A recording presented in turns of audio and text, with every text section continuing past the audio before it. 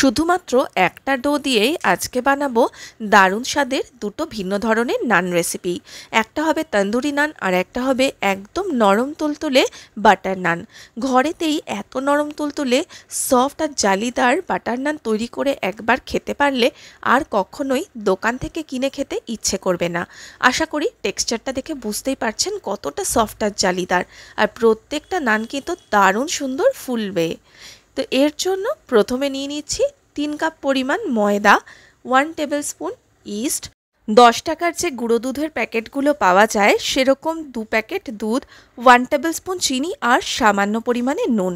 শুকনো উপকরণগুলোকে প্রথমে খুব ভালো করে আগে মিশিয়ে নিতে হবে, আর তারপরে এর মধ্যে অ্যাড করব অল্প অল্প করে উষ্ণ গরম জল বা লিউকওয়ার্ম ওয়াটার, যার মধ্যে আপনি অনায়াসেই আঙুল ডোবাতে পারবেন, এরকম গরম থাকতে হবে। আস্তে আস্তে এগুলোকে মেখে নিতে হবে। একটা চটচটে আঠালো ডো তৈরি করতে হবে। যদি ডোটা এরকম চটচটে আঠালো হয়, মানে আঙুলে লেগে লেগে যায়, তাহলে বুঝবেন ডোটা কিন্তু একদম পারফেক্ট তৈরি হয়েছে। আর তাহলে কিন্তু নানটাও খুব সুন্দর সফট হবে পরে।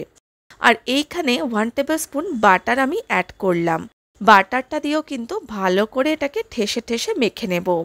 তাহলে নান তৈরি হয়ে যাওয়ার পরেও অনেকক্ষণ অবধি একদম নরম তুলতুলে থাকবে।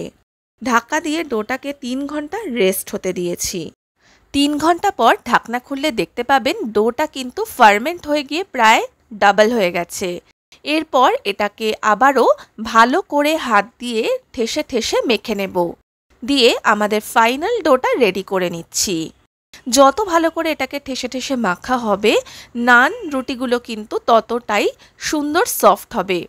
এরপর এখান থেকে প্রমাণ সাইজের লেচি কেটে নেব। বাড়িতে আমরা যে রুটি বানাই তার জন্য লেচি যেরকম তৈরি করি, তার থেকে কিন্তু এই লেচিগুলো একটু বড় ধরনের করেই বানাতে হবে। আর একবার লেচিগুলো তৈরি করে নেওয়ার পরে ঢাকা দিয়ে দিয়ে এগুলোকে রাখতে হবে। দেখুন সবকটা লেচি তৈরি হয়ে গেছে। আমি একটা প্লেট দিয়ে এগুলোকে চাপা দিয়ে রাখলাম, আর যখন যেটা বেলবো তখন একটা একটা করে লেচি আমি বার করে নেব। সামান্য একটু ময়দা ডাস্ট করে একটা একটা লেচিকে আমি এরকম পাতলা করে বেলে নিচ্ছি। খুব পাতলাও হবে না, রুটির থেকে একটু মোটা হবে। তো এইভাবে আগে লেচিগুলোকে বেলে রেডি করে নিচ্ছি সব। তারপরে সেকার পালা। আমি এখানে নিয়ে নিয়েছি ননস্টিকের একটা তাওয়া। এরপর এখানে দুটো দুটো করে নান রুটিকে আমি দিতে থাকবো।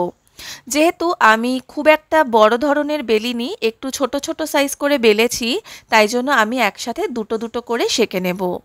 এভাবে একটু চেপে চেপে একটা সাইড সেঁকা হলে উল্টে দিয়ে অপর পিঠটাও সেঁকে নিতে হবে। দেখুন হালকা একটা এরকম বাদামি রং আসতে শুরু করেছে, আর রুটিগুলো কি সুন্দর ফুলে যাচ্ছে। এই রুটি কিন্তু ভীষণই নরম তুলতুলে হয়।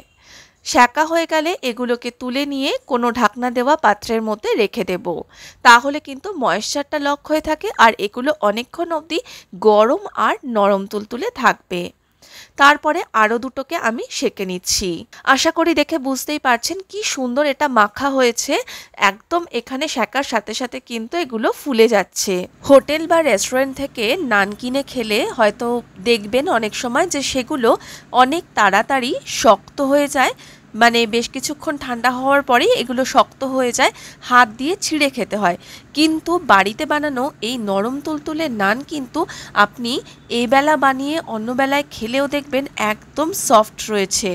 এইভাবে সবগুলো নানকে আমি একে একে সেঁকে নিয়েছি, আর একটু ছোট ছোট করেই আজকে আমি নানগুলো বানিয়েছি।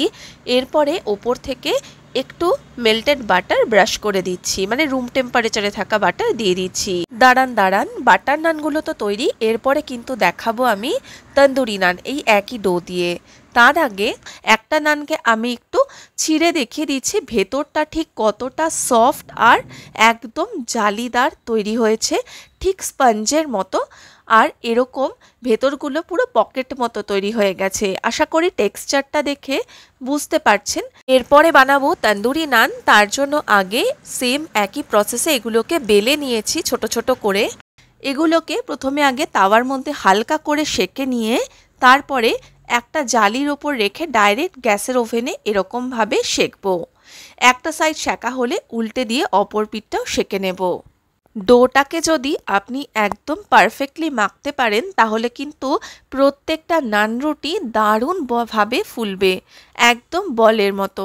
এবার এইভাবে তন্দুরি নানগুলোকে আগে তৈরি করে নিয়ে তারপরে এগুলোর ওপর দিয়েও ব্রাশ করে দেব বাটার। আর এই রুটিগুলোও কিন্তু খেতে দুর্দান্ত লাগে, হালকা একটা স্মোকি ফ্লেভার থাকে এই তন্দুরি নান রুটিগুলোর মধ্যে। এবারে এগুলোকেও সার্ভ করে দিতে পারেন যে কোনো ধরনের গ্রেভি আইটেম, নিরামিষ হোক বা আমিষ, যে কোনো কিছুর সঙ্গে কিন্তু এই নান রুটি চমৎকার লাগে। কেমন লাগলো আজকের দুটো রেসিপি আমাকে কিন্তু সেটা অবশ্যই জানাবেন। আর রেসিপিগুলো ভালো লাগলে আমার চ্যানেলটাকে সাবস্ক্রাইব করে পাশে থাকার অনুরোধ রইল। ধন্যবাদ।